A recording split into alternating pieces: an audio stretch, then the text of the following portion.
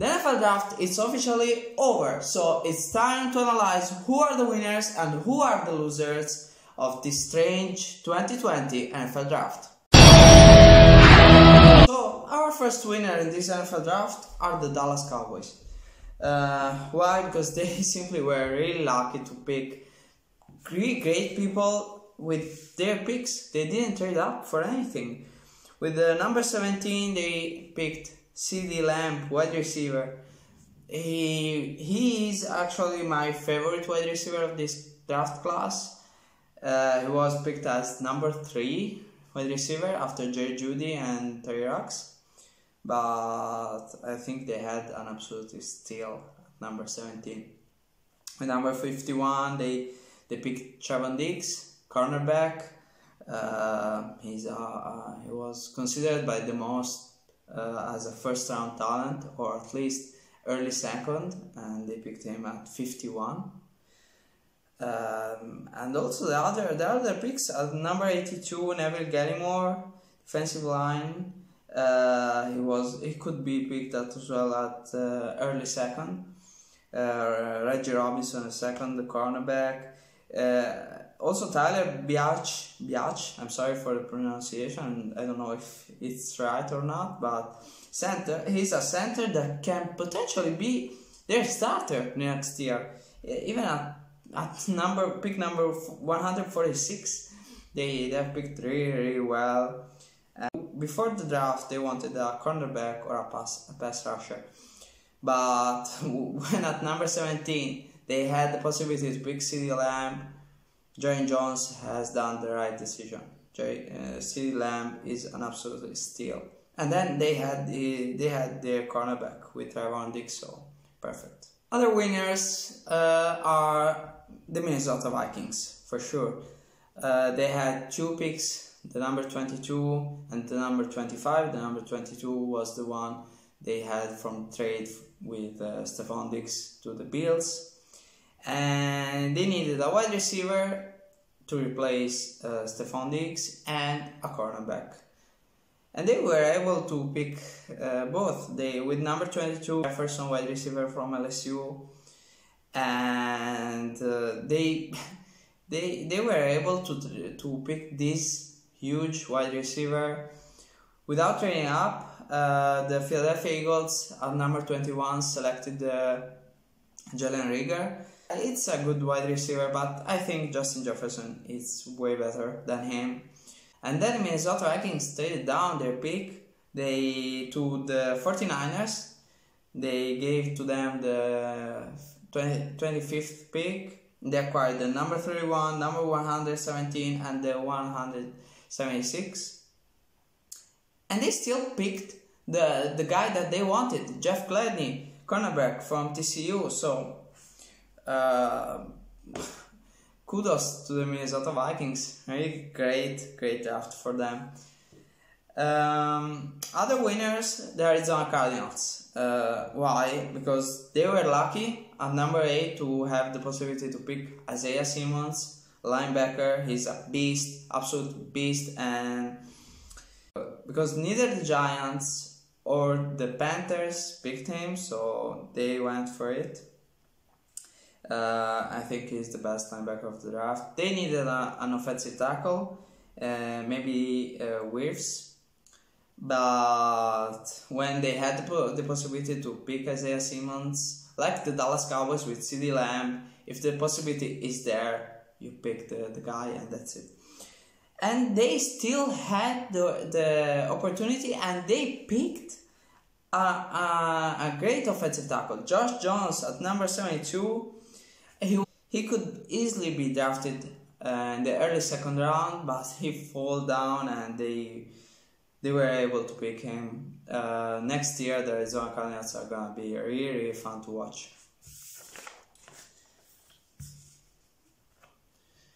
Other winners, the final winners in my list, the Baltimore Ravens. At number 28, they selected Patrick Queen, linebacker from LSU. They feel their biggest need. They lost CJ Mosley last year, so they struggled a little bit in that position. He's not like him, he's more safety-sized, multi-talented defender. He's really good for them, and he's gonna fit in John Harbaugh's system for sure. At number 55, they selected J.K. Dobbins, running back from Ohio State. Run, that's the Ravens game. So yeah, solid running back, good in pass protect. Solid running back, good in ball protection. And Ingram, turned 30 in December. He had an injury last year, so they struggled a little bit towards the end of the season. His backup Edwards is gonna be free agent at the end of the year, so yeah, they needed a running back, and they had a great pick with J.K. Dobbins. At number 71, they selected Madubuike, defensive tackle from Texas A&M. He can be a steal.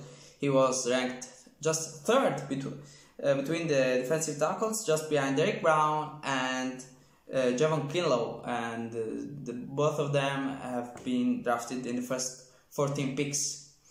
So, and there is a great quote by Madubuike.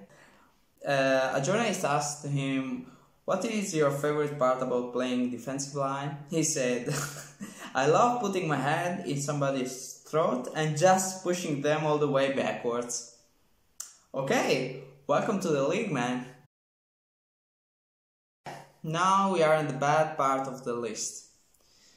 That part of the list that no one wants to be in. But this is the list. In this list, there is just one team. The Green Bay Packers. Well, the Packers needed a wide receiver. This was the deepest wide receiver draft ever. They didn't take any. Last year, they had a 13-win season. They reached the NFC Championship game, and this draft was perfect for them because they need a wide receiver, and as I said, this was really, really deep in wide receivers. So yeah, this was a great opportunity to help Aaron Rodgers, but instead, they drafted his replacement. They had the 30th pick. They traded up to pick at number 26 Jordan Love, QB from Utah State. I have nothing, and absolutely nothing, against Jordan Love. I've seen a lot of hate towards him by the Packers fan. I'm so sorry for that. I'm not a Packers fan, but it's not his fault. Is the management and the organization fault. So if you want to blame someone, blame Matt LaFleur, because I don't know, maybe he doesn't like Aaron Rodgers. I don't know why. One of the best QBs ever. Yeah, we'll see what's gonna happen with Jordan Love, but of course it's not a great situation for Aaron Rodgers. Then at number 62, they selected A.J. Dillon, running back from Boston College. You know who was the other great player last season for the Green Bay Packers? Aaron Jones, the running back. Maybe they want to get rid of both Aarons? I don't know. At number 94, Josiah DeGuara, tight end from Cincinnati. Who they picked last year? Yeah, Jay Sternberger, tight end. And then at number 175, they picked Kamal Martin, cornerback from Minnesota. This is actually a pretty nice pick because they needed a cornerback, but it's still not a wide receiver. And number 192, John Ruyan, from offensive line from Michigan. Number 208, John Henson, center from Oregon. Number 209 is Stepaniak, offensive line from Indiana. Then at number 236 Scott, safety from TCU, and 242 Jonathan Garvin, defensive end from Miami. So seems like the Packers want to play more runs and decrease the pressure from Rodgers, and that's okay because for many years in the McCarthy system there was everything just give the ball to Aaron Rodgers and let him do everything. You want to decrease the pressure from Rodgers on the field, that's nice. But if you draft his replacement, you are putting on him pressure off the field, and you are creating an environment really bad to play in. So yeah, it's gonna be interesting to see what's going to happen in Wisconsin. And after this, I have a dishonorable mention that goes to the Chicago Bears. They missed the losers list because they had two pretty nice picks in the second round with the cornerback Jalen Johnson and the hometown tight end Cole Kmet from Notre Dame. Kmet is a good player, but you have paid Jimmy Graham a lot of money, so why draft a tight end? And you needed an offensive lineman, and yeah, you drafted two, but in the 7th round, why? This year's NFC North is gonna be interesting with the situation in Green Bay between Rodgers, Love, Matt LaFleur, and all the whole organization. In Chicago with their QBs, and we'll see if Minnesota is gonna win it all. So yeah, it's gonna be fun to watch. Oh, I really hope there will be football this year.